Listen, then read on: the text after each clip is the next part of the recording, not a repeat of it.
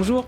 Bonjour Steve. Et merci d'avoir accepté notre invitation cet après-midi. Vous êtes journaliste au magazine Society et nous vous recevons à l'occasion de la sortie de ce livre, Les Dissidents, une année dans la bulle conspirationniste. C'est publié aux éditions Robert Laffont. Pour cette enquête, vous avez plongé en immersion au cœur des réseaux férus de théories complotistes, de vérités alternatives. Est-ce que ce qui les anime d'abord et avant tout, c'est un rejet profond de toutes les formes d'autorité traditionnelles, qu'elles soient politiques, médicales, scientifiques, puisque évidemment vous parlez beaucoup de la pandémie coronavirus? C'est pas forcément de toutes les autorités, c'est chacun avec son propre parcours. C'est-à-dire que ce qui m'intéressait, c'est de pouvoir aller rencontrer les gens et plutôt que de se baser seulement sur ce qu'ils disent sur Internet, puisque c'est ce qu'on a vu beaucoup sur Internet des gens énervés, c'était de comprendre les parcours de vie. Et on peut voir que les deux points de défiance, enfin les trois points de défiance les plus importants, c'est dans l'ordre les médias, le gouvernement et l'industrie pharmaceutique, ce qui a posé problème en réalité au moment du Covid, puisque c'était les médias qui permettaient de diffuser les informations, le gouvernement qui organisait la réponse sanitaire et l'industrie pharmaceutique en dernier recours qui faisait les vaccins, quoi. Certains vous expliquent qu'ils sont depuis très jeunes en quête de sens et que cette pandémie justement a contribué à les faire davantage réfléchir et à trouver peut-être des solutions. C'est ça, en tout cas des explications. Cette défiance, elle est installée depuis très longtemps dans la société et les confinements successifs ont permis de faire une grande pause. Et les gens qui finalement ne creusaient pas trop ces sujets de défiance ou peut-être ces sujets tabous dans la société, des choses qu'on n'a pas le droit de penser comme le conspirationnisme, la pensée magique, tout ça, ils ont pu prendre le temps d'aller sur YouTube, d'aller sur Facebook, de demander à leurs amis de lire des livres sur ces sujets-là et de les développer. Donc ce qui était un petit noyau de leur personne, un petit coin de leur personne, a fini par prendre le dessus et a fini par finalement redéfinir leur identité politique à la fin. Et vous insistez bien sur le fait que ce phénomène a longtemps été cantonné à Internet, aux réseaux sociaux, et que la sortie de la première vague de Covid-19 et le débat pour la mise en place du pass sanitaire l'ont sorti de la clandestinité numérique pour lui donner libre cours dans la vie réelle. Dans quelle mesure cette expression désormais assumée du complotisme a-t-elle impacté en 2020, au printemps 2020, la prise de décision et la communication des autorités publiques, notamment du gouvernement ? Pas tant que ça au final. Enfin, il y a effectivement eu pas mal de messages qui ont été portés par la communication du gouvernement pour convaincre les gens de se vacciner. Mais en réalité, le public anti-vax en France, c'est entre 2 et 4% de la population, traditionnellement. Et là, on était sur à peu près 9% des gens qui refusaient de se faire vacciner. Donc c'est un acteur social malgré tout. C'est un acteur social. Et en plus, 5% dans une campagne vaccinale ou 9%, ça peut faire la différence. Ça peut faire plusieurs semaines sur une courbe, ça peut avoir des impacts énormes. Ça a influé sur la campagne du gouvernement. Il y a même eu d'ailleurs ça pas forcément sur la campagne de vaccination, mais plus sur la campagne de communication. Et surtout qu'il y a eu... j'ai oublié la question, je suis désolé. Non, sur le fait que le gouvernement a pu prendre en compte l'affirmation, plus seulement sur les réseaux sociaux, de ces théories complotistes. Oui, voilà, il y a eu une commission des Lumières à l'ère du numérique qui a été diligentée par l'Élysée et pilotée par le sociologue Gérald Bronner, qui a tenté de faire un rapport pour essayer de juguler le problème. En prévenant d'autres crises à venir. En prévenant d'autres crises à venir. Et le problème, c'est qu'on est sur un problème qui est souvent traité comme un problème soit de l'information, c'est-à-dire que les gens ne sont pas assez bien informés ou alors ils ne vont pas aller chercher l'information, soit cognitif, c'est-à-dire ils ont des failles dans leur raisonnement. Et malheureusement, la lutte contre le conspirationnisme en France ne prend pas assez souvent l'origine de la défiance, les problématiques culturelles et politiques dans lesquelles ces récits viennent s'inscrire, parce qu'en fait, pourquoi les gens ils vont les chercher, ces récits-là ?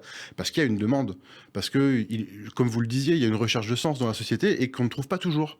Et ça, je pense qu'il faut le prendre en compte pour essayer de jauger le phénomène. Sinon, on passe à côté peut-être de la moitié, en fait. C'est-à-dire que les autorités spirituelles, les autorités politiques, les syndicats qui offraient parfois dans l'histoire du sens, notamment un sens politique ou moral ou spirituel, manquent ou perdent de leur influence. Et donc, on est toujours en quête de ce sens-là, en tout cas. Voilà, c'est un truc qui est, je crois, consubstantiel à l'expérience humaine. Et peut-être, ce qu'on entend souvent en creux dans ces discours, c'est un rejet du matérialisme, un rejet de l'Occident libéral. C'est un truc qu'on voit souvent. Et en l'absence peut-être de projets de société qui pourraient donner davantage de sens à l'action au quotidien, notamment dans le contexte du dérèglement climatique, on aura besoin de tout le monde pour régler ce problème-là. Donc un horizon finalement. Voilà, c'est une des pistes de la fin du livre où j'essaie de dire, en fait, on a ce grand défi à affronter tous ensemble. Les gens beaucoup de gens constatent un manque de sens dans le quotidien pour plein de raisons qui peuvent être estimées valables.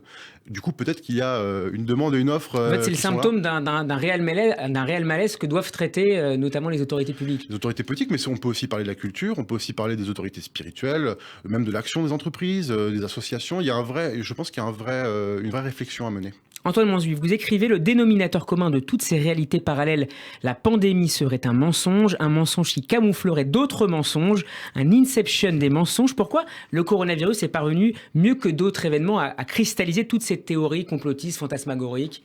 Parce que c'était un séisme. Et il y a quelque chose de frappant, c'est on n'aurait jamais imaginé, dans le cours de nos vies, en 2022, devoir rester chez nous enfermés pendant 2 fois 3 mois. Ou 2 fois 2 mois. Et c'est quelque chose qui nous a bouleversés jusqu'au plus profond de nous-mêmes, qui a remis en cause énormément de certitudes, qui nous a forcés à ne pas faire, à changer d'habitude, et aussi à faire confiance. Parce que on a dû se poser la question, c'est-à-dire, est-ce qu'il y a vraiment un virus? Parce qu'on le verra jamais, le virus. On ne saura jamais. Bon, à moins d'avoir un microscope et d'être dans les labos, on le verra jamais. Le vaccin, c'est un produit qu'on met dans notre corps, mais on n'est pas là pour vérifier la réaction en chaîne dans notre corps que ça produit. Notamment à long terme. Voilà. Donc c'est un exercice de confiance. Et plein de gens ne faisaient déjà pas confiance à ces autorités-là. Et du coup, ils n'ont pas accepté de suivre les mesures sanitaires. Alors le grand Satan dans cette bulle se nomme Bill Gates, le fondateur de Microsoft. On l'accuse de tous les maux. Pourquoi cette figure entrepreneuriale, bien sûr, mais aussi philanthropique, obsède-t-elle tant les complotistes ? Ça a été un grand... faut voir ça dans le contexte de campagne de désinformation. Et sur Bill Gates, il s'est très très vite posé en défenseur des mesures sanitaires, au même moment où Donald Trump, qui était encore président des États-Unis, plaidait pour une sorte de laisser-faire un peu individualiste. Et du coup, les médias d'extrême droite américaine, qu'on connaît bien, qui s'appelle Infowars, avec notamment Alex Jones, qui est une figure très influente là-bas, ont mis en place cette campagne qui visait à prendre toutes les informations qu'ils pouvaient trouver sur Bill Gates, à relier les points entre eux. Qui est plutôt affilié au Parti démocrate aux États-Unis aussi. Plutôt, effectivement, même s'il a donné aussi à des républicains. Mais disons que là, dans le contexte des mesures sanitaires, c'était Bill Gates défenseur, Trump, faites ce que vous voulez. Et du coup, ces médias de droite radicale américaine ont créé des récits à partir de points de données réels, pour le coup, qui mettaient en scène Bill Gates comme le grand Manitou du Covid, qui tentait d'exterminer la population ou de nous tracer à distance, pour plein de raisons différentes. Et du coup, c'était le personnage principal d'une campagne de désinformation. Et ça a percolé en France. Il y a eu beaucoup de gens qui ont repris ce truc-là. En collant ça à une défiance sur les dérives du capitalisme, ou de voir quelqu'un d'extrêmement riche, la personne la plus riche du monde, il y a une défiance vis-à-vis de ce genre de phénomène-là. Donc du coup, on est venu coller une défiance d'extrême droite à une défiance plutôt de gauche, et pour en faire une espèce de récit totalement ubuesque. Alors ce lien entre la France et les États-Unis, justement, parlons-en pour terminer cet entretien, l'ère de la post-vérité, du fake news, dont on a constaté assez hébété les effets sur la vie politique américaine. Est-ce que vous êtes inquiet au terme de cette enquête d'une année, voire plus, puisque vous citez d'autres articles que vous avez pu mener dans le cadre de votre magazine Society. Est-ce que vous êtes inquiet pour la vie politique française, avec des effets peut-être dans 2-3 années en cas de crise forte, crise sociale dans la rue, qui viendrait peut-être menacer, comme on l'a un peu vu pour les Gilets jaunes, les acteurs de la vie politique?